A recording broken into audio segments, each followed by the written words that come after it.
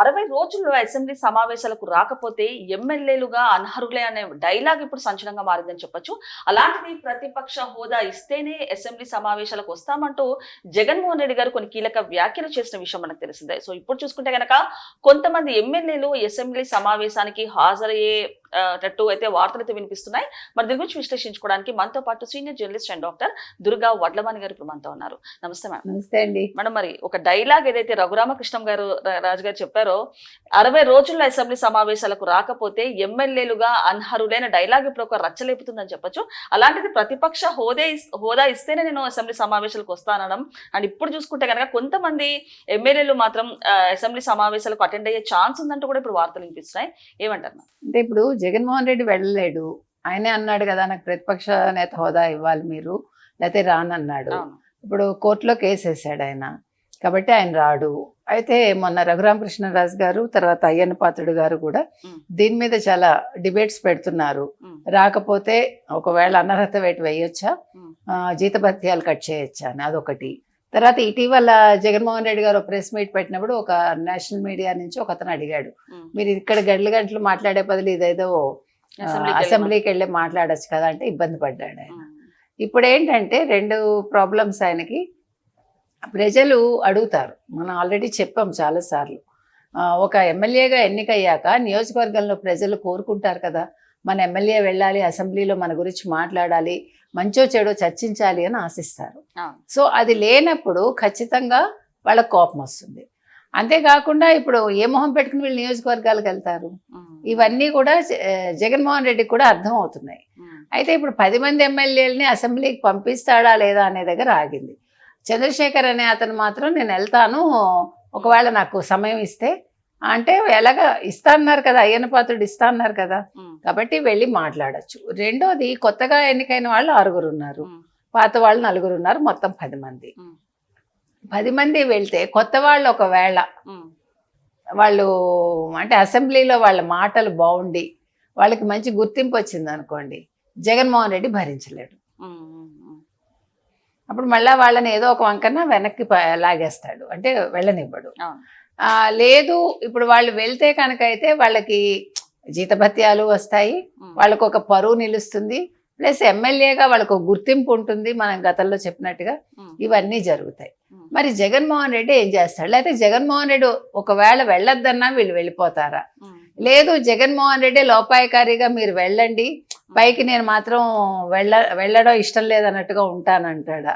ఇప్పుడు ఎన్ని రకాల సమస్యలు అంటే జగన్మోహన్ రెడ్డికి మింగలేడు కక్కలేడు లాగా ఉంది పరిస్థితి. ఎందుకంటే ఎన్నికయ్యాక వెళ్ళి తీరాలి.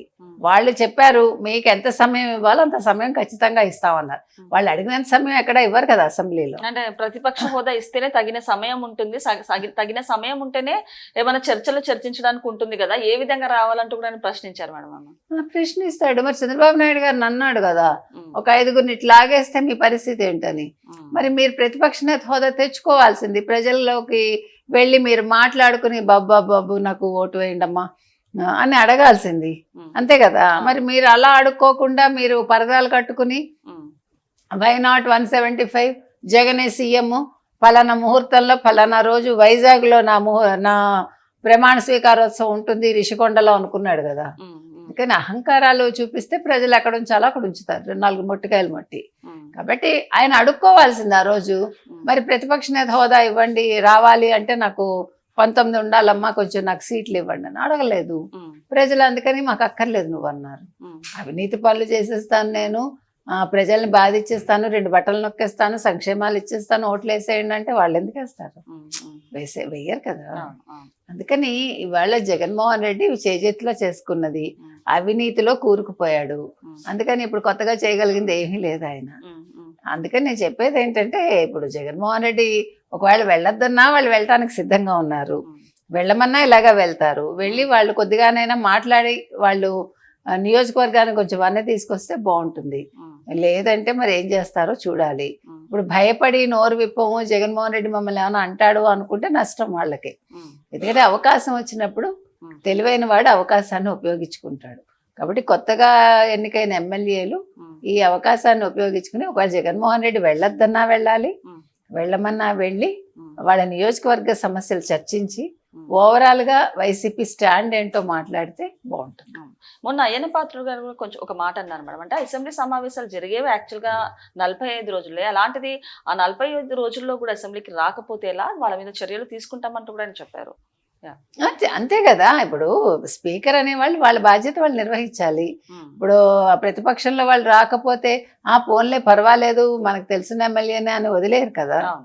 అందుకని అయ్యన్న పాత్రుడు కరెక్ట్ గా ఉన్నారు, రఘురామకృష్ణరాజు గారు కూడా కరెక్ట్ గా ఉన్నారు. సమస్య ఎక్కడ వస్తుందంటే ఈ పాత ఎమ్మెల్యేలకి, జగన్మోహన్ రెడ్డికి ఇప్పుడు ఏ అయ్యన్న పాత్రుడి మీద దాడి చేయించారో, ఏ